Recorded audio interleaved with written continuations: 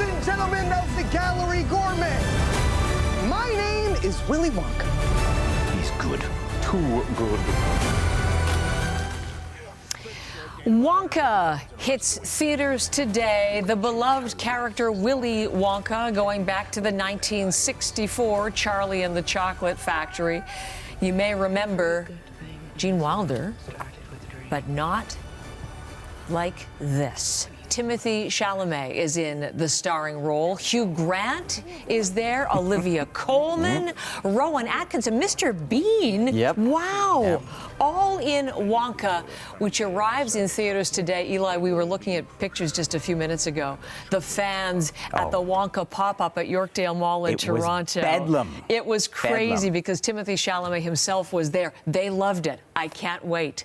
What is Wonka, Eli? Well, Wonka is a sign, once again, of creative rot. Wonka is Hollywood scraping the bottom of the barrel, digging in the nostalgia mines to recycle and repurpose another beloved cinematic treasure from days gone by. Now, it is many things, but it is, as you might imagine, the story of Willy Wonka, the man who would become the amazing chocolatier from Charlie and the Chocolate Factory. Now, before I dive into this cinematic swimming pool of pablum, I want to refresh our memory. So here is the wonderful Timothée being Wonka in this kind of generic European city. But before we dive into that, swimming in all that chocolate, come with me back to 1971, Gene Wilder appearing in the original. Enjoy. Little surprises around every corner, but nothing dangerous. Don't be alone.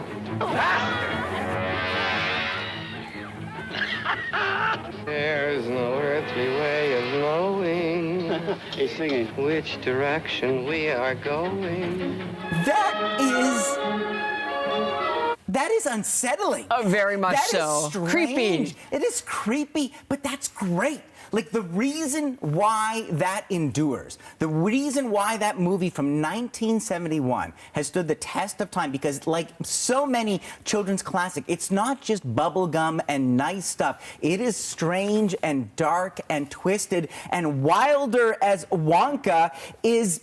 he's got chaos in his eyes. There's something a little dangerous behind that sparkle. Now, I could talk about Roald Dahl, the author, who is certainly problematic, but his best stories would cut as much as they cuddle. I mean, think of the original movie. That film, you didn't know what would happen to the kids. It was like Squid Game for school children. You know, you didn't know who was going to survive that chocolate factory. So keeping in mind the delectable pleasures of that original, now, let's move ahead to this candy-colored concoction, Wonka, from the people who brought us Paddington. So Timothée Chalamet is Willy Wonka, who arrives in this generic European city, determined to open his own chocolate shop. He's dressed like an extra from a Dickens novel. He has a tickle trunk of chocolate-making ingredients, promptly getting hoodwinked into servitude for a hotel bill, thanks to the wily innkeeper Miss Scrubbit by Olivia Colman. Hard to recognize her in this amazing costume. Now,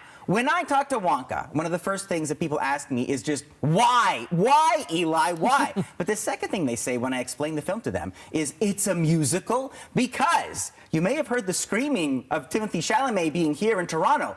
You probably haven't heard any songs. They've been erased from the trailer and most promotional material, but I found you one shred of evidence, the best I could do, single syllables of the singing. So here is the scene. He's been thrown in kind of the hotel prison with the other people staying at the hotel who are forced to scrub the linens, but the always ingenious Wonka has created a washing machine.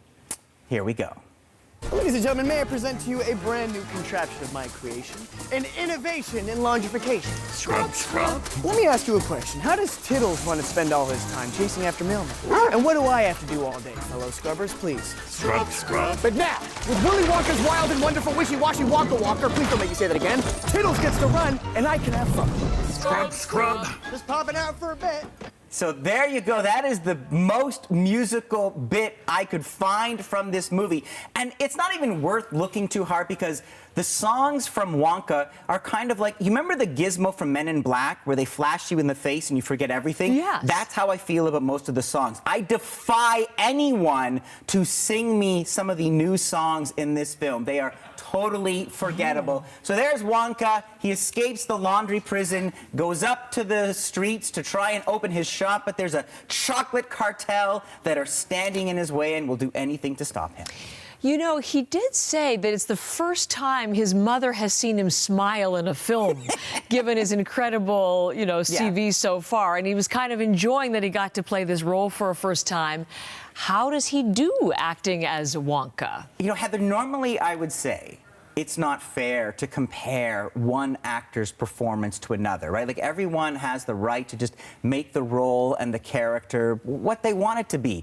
But because this is so clearly based on Gene Wilder quoting actual dialogue from the original, I am going to compare. And the thing about Gene Wilder, like, he was a comedic anarchist, right? You never knew which way he was going to go. There was that element of kind of danger and almost like creepiness in his eyes, which is what makes that a classic. And keep in mind, in the first film, he was the antagonist, right? Like, he wasn't the hero, but that's what they've done. They've sanded off all the edges. So perhaps it's not surprising that this film from the makers of Paddington have basically made Timothée Chalamet into a teddy bear in a top hat. At his best, he is a scamp.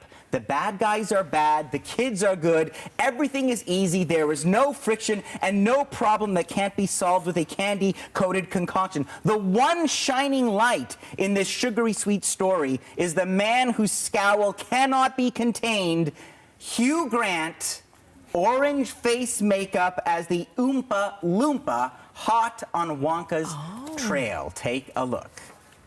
You're the funny little man who's been following me. I will have you know that I am a perfectly respectable size for an Oompa Loompa. An Oompa what now? Allow me to refresh your memory. Oh, I don't think I want to hear that. Too late. I've started.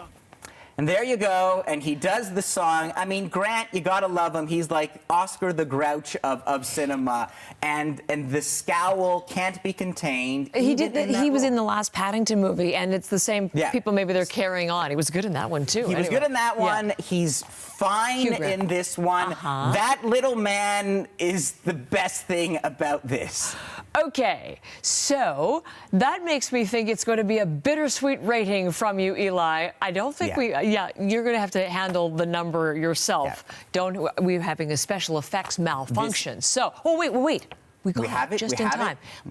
Let's just pause for Eli's number. All right, Wonka, the unnecessary prequel, is a diabetic disaster. Ladies and gentlemen of the Gallery Gourmet, my name is Willy Wonka. No, that's okay. Jeepers. Here it comes. There it is. Oh, look at that. Unwrapping. No golden ticket. Sorry, folks. 2.5 stars. But that's more than you were going to give it, isn't it? I was wavering, but Hugh Grant won me. Oh, I mean, look, it's fine. I think children, it'll kill 2 hours, but it's more what this represents, and it's so unnecessary and fully misunderstands all the charm of the original. It's like AI wrote this. It has none of its own originality or wit, and it's so sugary sweet. It's craven. Where teeth will hurt. It's just, no. We don't need tell original stories. The first one was Timothy's very talented. I'd like to see him do other very talented things, not just ride on the coattails of a beloved children's film. We love it when Eli levitates with distaste for something. Distaste for chocolate this week. Thank you. 2.5 for Wonka. See you next week. All righty. Okay.